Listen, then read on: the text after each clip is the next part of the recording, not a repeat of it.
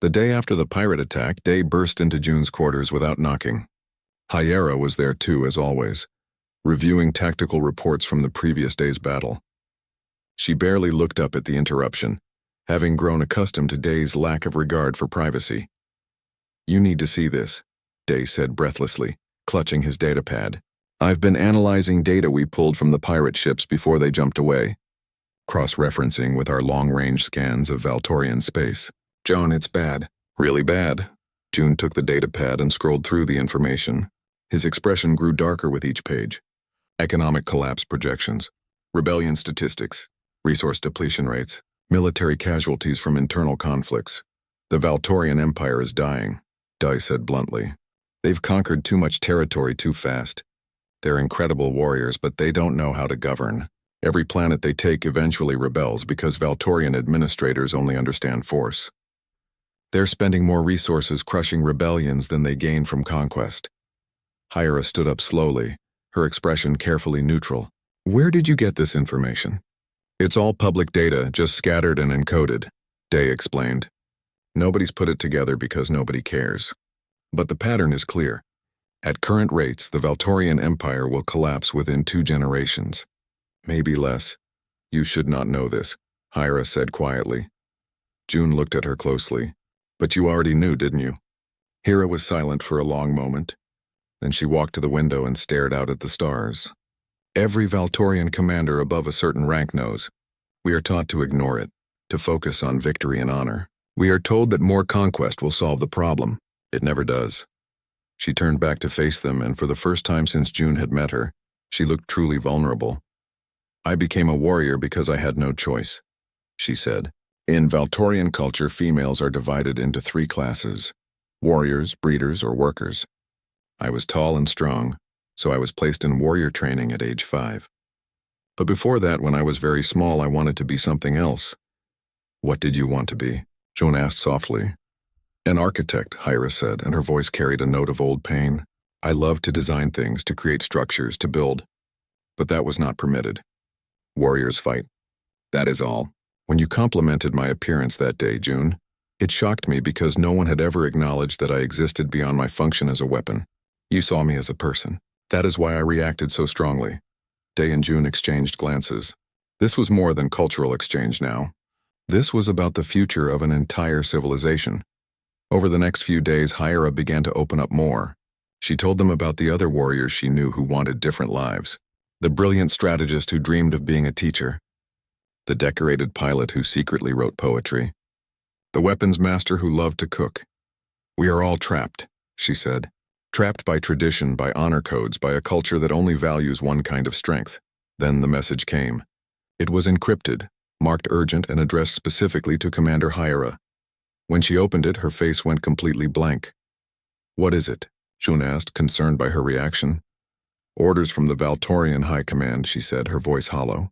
"They have learned about the cooperation during the pirate attack. They have learned about my time with humans. They believe I have been corrupted by your ideology." "What are they ordering you to do?" Day asked, though his expression suggested he already knew. "I am to assassinate the human diplomatic delegation and return home immediately," Hyera said flatly. "If I refuse, I will be branded a traitor. My family will be dishonored. My name will be erased from all records. I will be hunted for the rest of my life." The room fell into heavy silence. June felt his heart pounding in his chest. After everything they had been through, it came down to this. Hyera would have to choose between her people and everything she had learned about herself over the past month. "So," June said, surprised by how steady his voice sounded, "are you going to kill us?" Hyera looked at him for a long moment. Then she reached up and removed the communication device from her uniform. She crushed it in her hand, the metal crumpling like paper under her strength. Sparks flew from the destroyed device. "No," she said firmly. "I am done following orders that make no sense. I am done being a weapon for an empire that is destroying itself. I am done pretending that my culture's way is the only way." "They'll call you a traitor," Day warned. "Good," Hyera said, "because I am betraying them. I am betraying everything I was taught. And I am choosing you instead."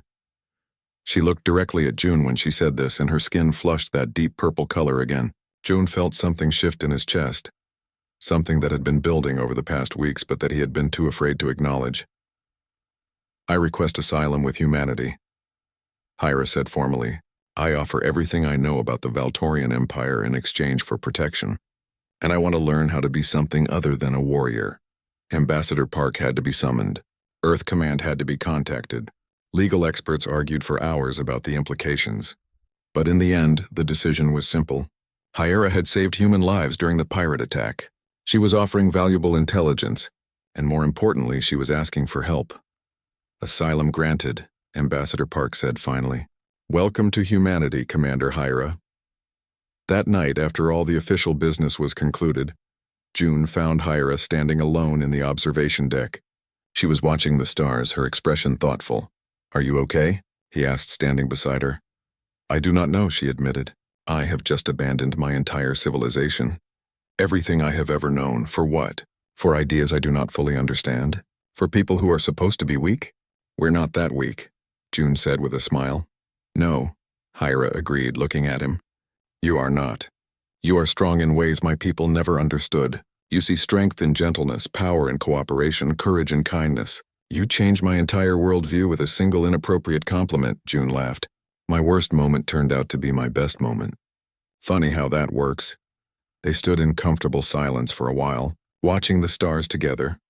June, Hyra said suddenly, when this is over, when the diplomatic crisis is resolved, will you teach me to dance? Properly, I mean. Not just as a joke. June felt his heart skip a beat. I would love that. Hyra's skin flushed purple in the starlight, and this time she did not look embarrassed about it. She looked happy. The moment was interrupted by Day's voice over the communication system. Sorry to break up whatever is happening up there, but we have a situation. The Valtorian fleet is on approach. They're not responding to hails. I think they're coming for Hyra. June and Hyra looked at each other. The peace they had found was about to be tested by war. June had been preparing for this moment his entire career. First contact with an alien civilization was supposed to be humanity's crowning achievement, the moment Earth joined the galactic community. He stood in the grand conference hall of the Valtorian flagship, surrounded by diplomats from both worlds, and tried not to stare at the massive warriors lining the walls. The Valtorians were impressive, there was no denying that. They stood nearly 8 feet tall, with violet-tinted skin that seemed to shimmer under the artificial lights. Their bodies were covered in what looked like natural armor plating, and every single one of them carried weapons that could probably vaporize a human in seconds. But it was their commander who truly commanded attention. Commander Hyra stood at the center of the room, her presence dominating the space without effort. She wore ceremonial armor that marked her as someone important, someone dangerous. Her silver hair was pulled back in a practical style, and her amber eyes scanned the human delegation with the calculating gaze of a predator.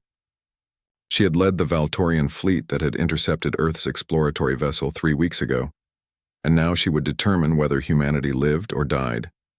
The negotiations had been going poorly. The Valtorians spoke in harsh, clipped sentences. They had no interest in cultural exchange or mutual understanding. They wanted to know Earth's military capabilities, nothing more. Every human attempt at friendship was met with cold silence or thinly veiled threats. June's superior, Ambassador Park, was sweating through his formal suit despite the cool temperature. June was supposed to stay quiet. He was just a junior diplomat there to observe and learn, but he could see the mission falling apart before his eyes. Someone needed to break through the Valtorians' icy exterior to find common ground, to make them see humans as people rather than potential enemies or slaves. So when Commander Hyra turned to address the human delegation directly, speaking about how weak humanity appeared compared to the warrior races of the galaxy, June made a decision. It was a stupid decision, he would realize later, but in that moment it seemed brilliant. Well, Commander, June said, stepping forward with what he hoped was a charming smile. We might not be the strongest species, but we appreciate strength when we see it. And if I may say so, you have quite an impressive physique. Very striking. You've got a really nice butt. The silence that followed was absolute. Every human in the room stopped breathing. The Valtorian warriors along the walls went completely still, their hands moving to their weapons. Ambassador Park made a strangled sound that might have been the beginning of a scream or a prayer. June watched as Commander Hyra's violet skin changed color, flushing to a deep purple that spread from her cheeks down her neck. Her amber eyes went wide, and for just a moment she looked completely lost. Then her expression hardened into something terrible. "What did you say?" Her voice was quiet, deadly quiet. "I just meant that warriors like you clearly take care of yourselves. And I wanted to compliment," June started to explain. Still smiling like an idiot, he did not finish the sentence.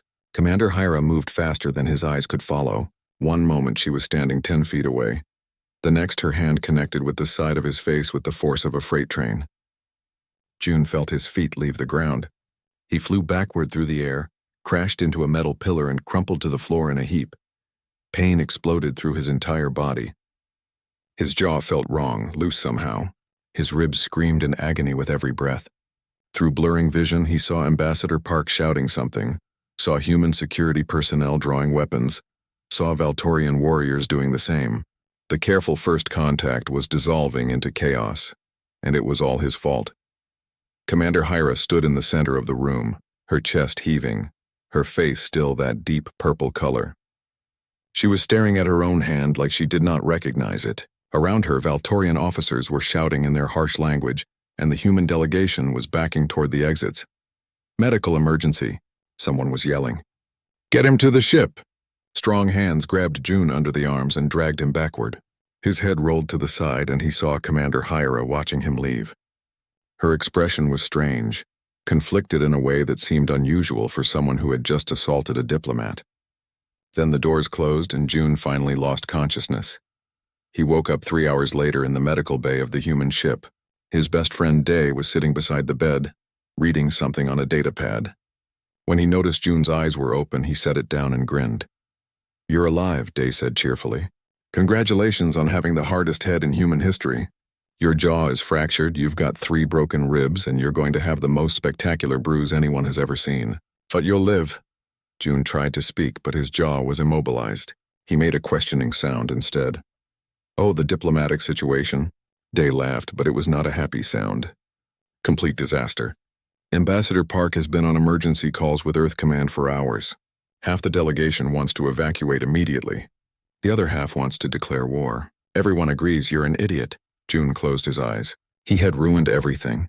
Humanity's first contact with an alien civilization, and he had destroyed it with a stupid comment about someone's butt.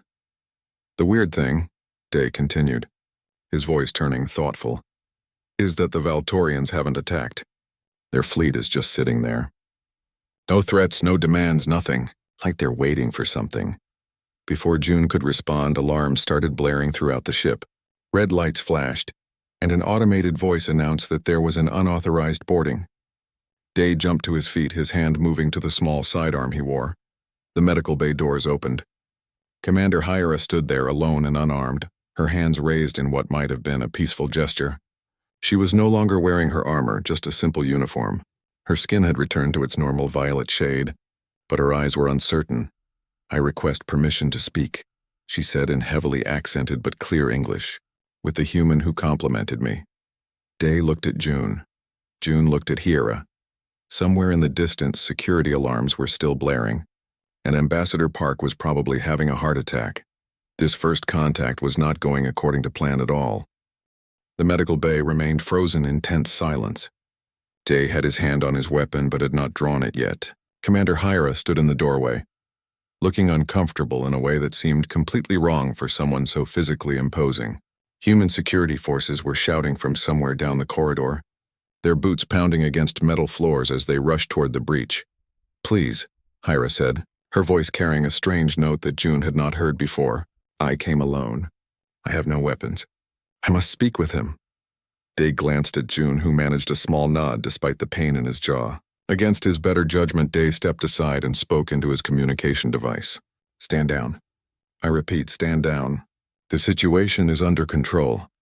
Hyra entered slowly, her movements careful and deliberate. Up close, without her armor and weapons, she looked different. Still dangerous, still powerful, but somehow more vulnerable. She approached June's bed and stood there awkwardly, as if unsure what to do with her hands. "I have dishonored myself," she began, speaking slowly and carefully in English. "I struck a diplomat during peace talks. In my culture, this is unforgivable. I have brought shame to my people and violated every code I have sworn to uphold." June tried to speak, but the medical restraints on his jaw made it impossible. He made a frustrated sound, and Day quickly grabbed a datapad, handing it to him. With his one good hand, June typed slowly. I'm the one who should apologize. I said something inappropriate. I didn't mean to offend you. Hyera read the message, and her expression grew even more confused. Offend you? You did not offend me. That is what I came to explain. She took a deep breath, and June noticed that her skin was starting to flush purple again. No one has ever said such things to me before. In Valtorian culture, appearance is irrelevant. Warriors are judged only by their combat records, their victories, their kills. To comment on my physical form as anything other than a weapon was... She trailed off, searching for words. Day leaned forward with interest, his scientific curiosity overriding his caution. Was what? Day asked gently. Shocking, Hyera finished. Confusing. I did not know how to respond, so I responded the only way I know, with violence. But my reaction was inappropriate. Now I must pay the price, June typed quickly. What price? By the old laws, when a warrior injures a diplomat during peace negotiations, that warrior must serve as the diplomat's personal guardian until the next lunar cycle completes. It is an ancient tradition, rarely invoked, but the law is clear. I must protect you with my life until honor is restored. Day burst out laughing. He could not help it. The absurdity of the situation was too much. Here was this massive alien warrior, decorated with medals for countless battles, required by ancient law to babysit the junior diplomat who had complimented her butt. This is not amusing, Hyera said stiffly, but there was no anger in her voice. If anything, she sounded embarrassed. Oh, it absolutely is, Day said, wiping his eyes. This is the best first contact story in human history. They're going to teach this in schools for centuries. June typed again. You don't have to do this. I'm fine.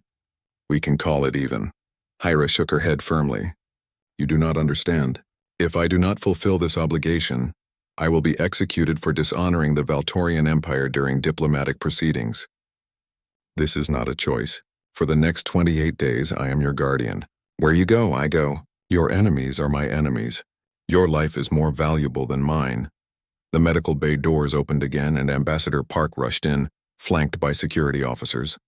He looked like he had aged 10 years in the past few hours. When he saw Hyera standing beside June's bed, he went pale. Commander, what are you doing here? This is highly irregular. I am invoking the Guardian Oath, Hyera announced formally. I have injured this diplomat during peace talks. By the ancient laws of my people, I must now serve as his protector for one complete lunar cycle. This is non-negotiable. Ambassador Park opened and closed his mouth several times, looking like a fish out of water. We need to discuss this with your superiors. Surely there's another way. There is no other way, Hyera said firmly.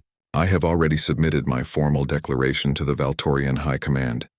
They have accepted it. Any attempt to refuse this arrangement will be seen as a rejection of Valtorian law and an insult to our entire civilization. It will mean war. The ambassador looked ready to faint.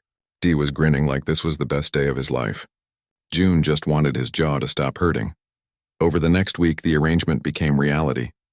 Hyera moved into quarters adjacent to June's on the human ship. She followed him everywhere, which was not very far since he was still recovering. The other crew members gave them both a wide berth, unsure how to handle the situation. June discovered that Hyera was deeply uncomfortable with almost everything about human culture. She did not understand why humans touched each other so casually, why they smiled and laughed, why they asked personal questions. In Valtorian society, such behaviors were seen as weak, but she was also observant. June caught her watching the crew interact with fascination, as if she was studying an alien species, which he supposed she was. Day appointed himself as their unofficial cultural liaison.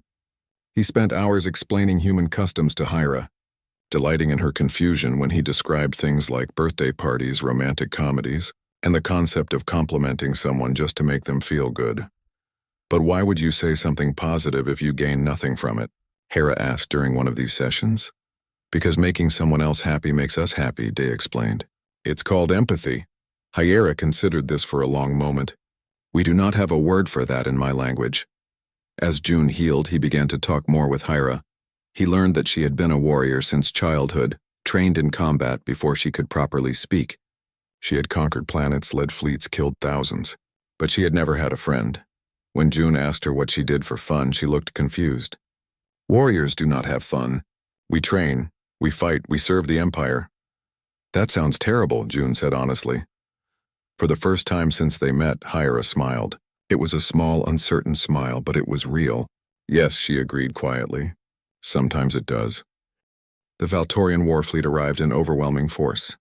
50 ships materialized from faster-than-light travel, completely surrounding the human vessel. The flagship was 3 times the size of anything humanity had ever built, bristling with weapons that could reduce a planet to rubble. This was not a diplomatic mission. This was an execution. Ambassador Park's face was gray as he stood on the bridge. We can't fight this. We need to evacuate, contact Earth Command, maybe negotiate. They are not here to negotiate, Hyra said calmly. She stood beside June, watching the tactical display with the practiced eye of a military commander. They are here to kill me and anyone who helped me. Running will only delay the inevitable. Then what do we do? The ship's captain demanded. June looked at Hyra, then at the assembled human crew. An insane idea was forming in his mind. The kind of idea that would either save everyone or get them all killed. But that seemed to be his specialty lately. We go talk to them, June said. Everyone stared at him like he had lost his mind. Maybe he had. They want to kill you, Day said slowly, as if explaining to a child. Talking seems counterproductive to not dying. They want to kill Hyra because they think she has been corrupted, June explained. But what if we show them that she has not been corrupted? What if we show them that she has been freed? What if we show them a better way? The Valtorian High Command does not listen to words, Hyra said. They respect only strength. Then we show them strength, June said firmly. But not the kind they expect. We show them the strength of an idea. The strength of change. The strength of choosing your own path instead of following orders blindly. Ambassador Park looked like he wanted to argue, but then he saw the expression on June's face. This was the same junior diplomat who had nearly started an interstellar war with a compliment about someone's butt. The same person who had somehow turned that disaster into an alliance. Maybe, just maybe, he could pull off one more miracle. What do you need? The ambassador asked.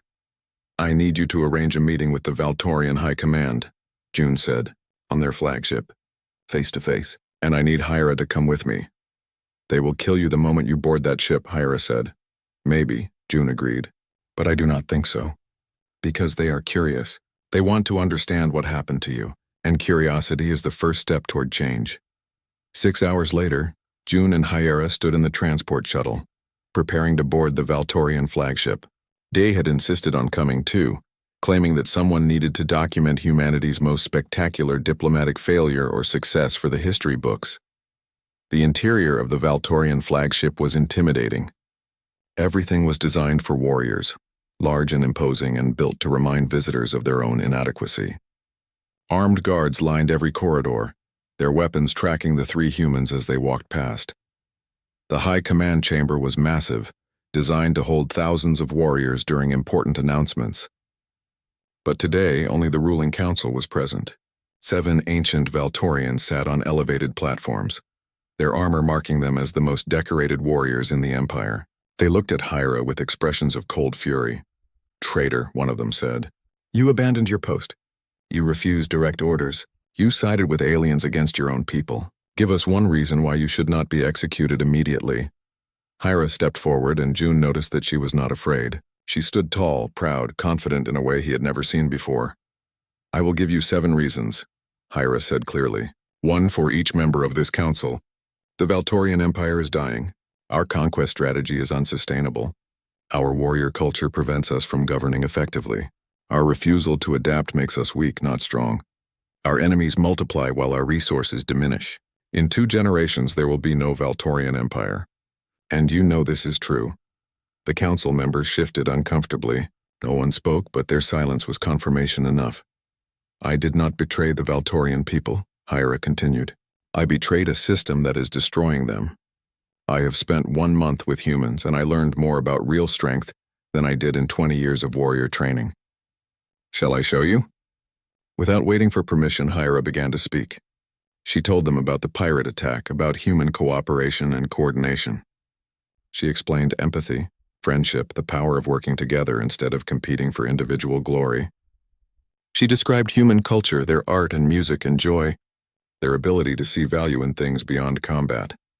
The council listened in stony silence, but June could see younger Valtorian officers along the walls leaning forward with interest. Then Hyera did something that shocked everyone.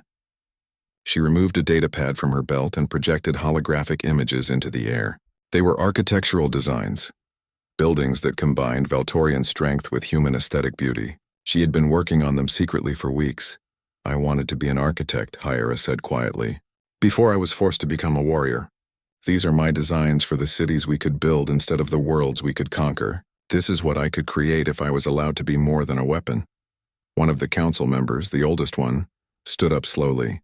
"You dare to suggest that warrior culture is flawed? That conquest is wrong? That traditions followed for thousands of years should be abandoned?" "Yes," Hyera said simply. "Because those traditions are killing us." The old council member was silent for a long moment. Then, to everyone's shock, he removed his helmet. Beneath it, his face was scarred and tired and sad. "She is right," he said quietly. "I have known for years. We all have, but we were too proud to admit it.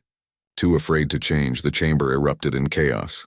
Other council members stood, some shouting agreement, others demanding silence. Younger officers along the walls began arguing among themselves.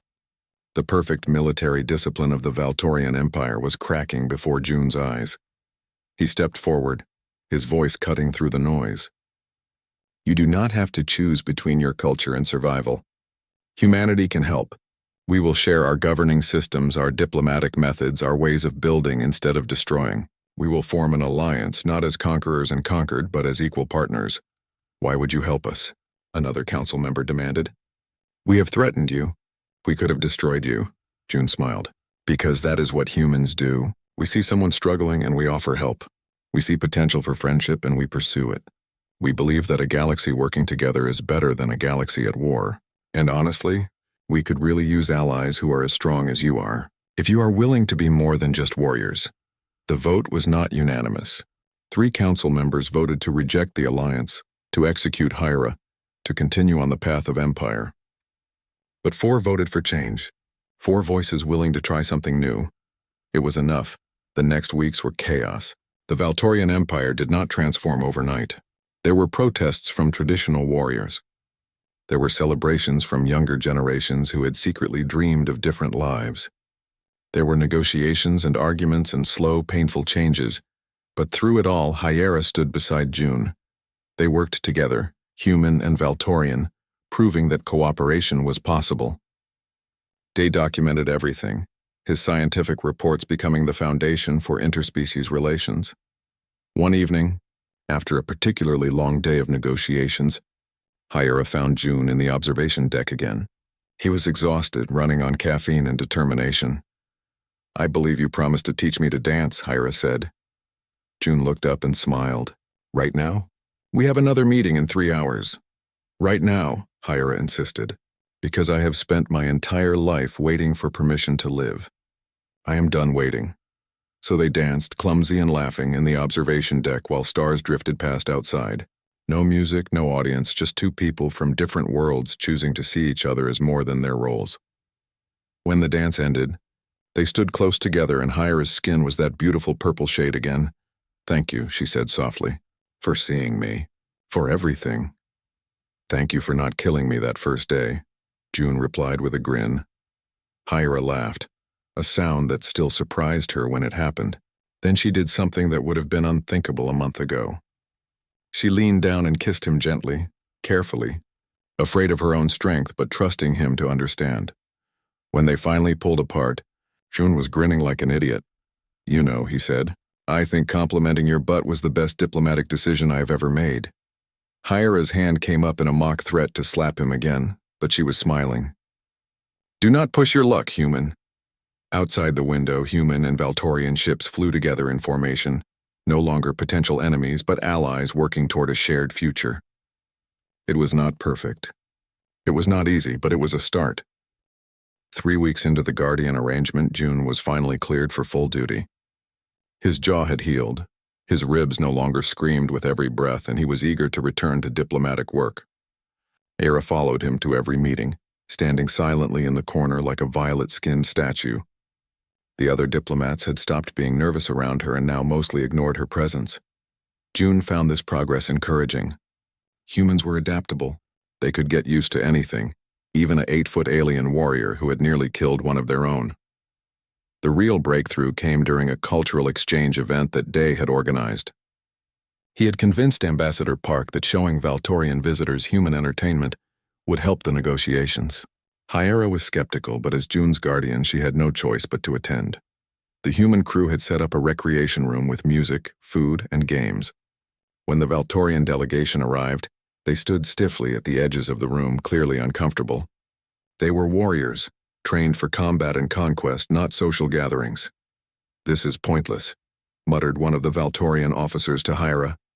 "Why do they waste time with these frivolous activities?" Hera did not answer. She was watching June laugh with Day over some private joke, watching how easily humans touched each other's shoulders and shared food from the same plates. She was studying them like a puzzle she could not quite solve. Then the music changed to something with a strong beat, and several crew members started dancing. The Valtorians looked horrified. Moving one's body for no tactical purpose was completely foreign to them. "Come on," June said, approaching Hyera with a grin. "Dance with me." "I do not know how to dance," Hyera said flatly. "Neither do I, really. That's not the point. The point is to have fun." There was that word again, fun. Hyera had been thinking about it a lot lately. She had watched the human crew play games where nobody won anything meaningful. She had seen them laugh at jokes that had no purpose except to create laughter. She had observed them comforting each other when sad, celebrating each other's small victories, working together even when individual glory would be greater. Humans were strange. They seemed weak by Valtorian standards, slow and fragile.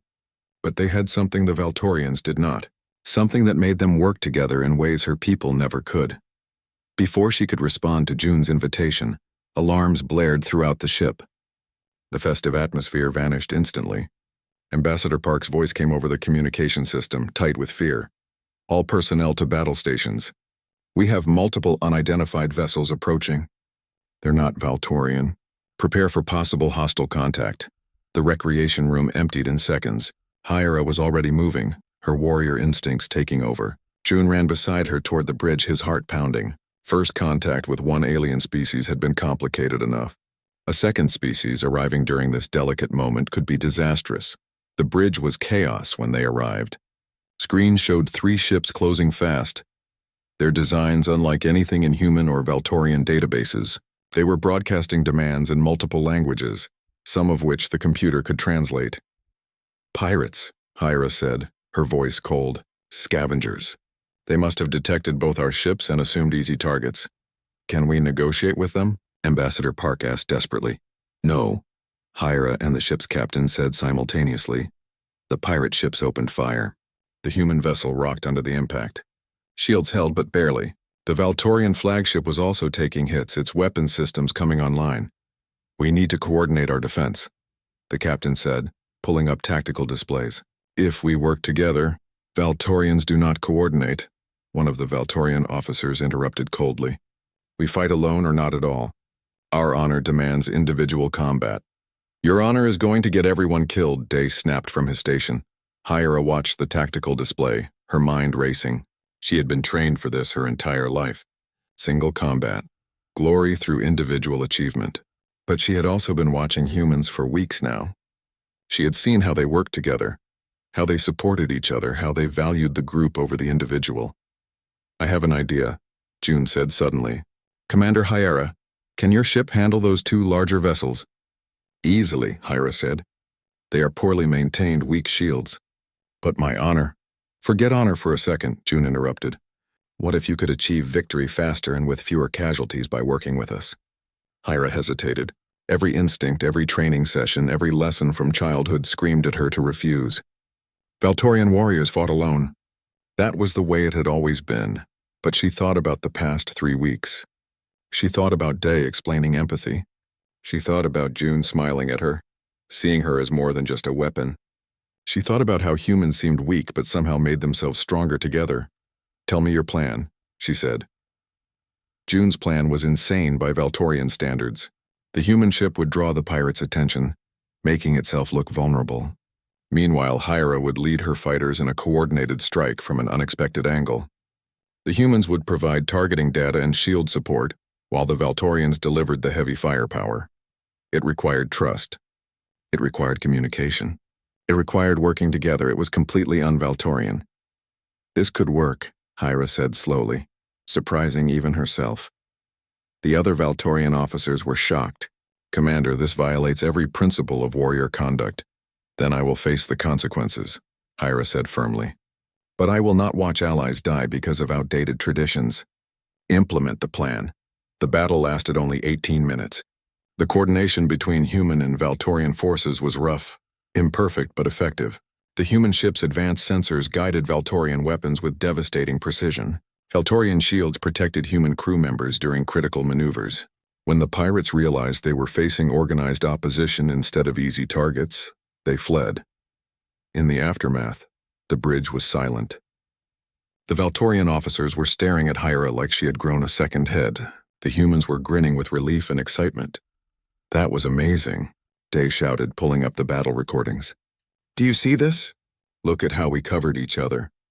That synchronized strike was perfect. We should absolutely fight together more often. We won, one of the Valtorian officers said slowly, as if testing the words. We won quickly, with minimal damage, by working with humans. Hyra looked at June, who was smiling at her with obvious pride. Something warm and unfamiliar spread through her chest. For the first time in her military career, victory felt different. Not like conquest or domination, but like achievement shared with others. Perhaps, she said carefully, there are things warriors can learn from humans after all. Ambassador Park looked like he wanted to say something diplomatic, but Day beat him to it. You know what this calls for? Day announced. A celebration. With dancing. Commander, I believe you owe June a dance. Hyra's skin flushed purple again and the entire bridge burst into laughter. Even she could not help but smile.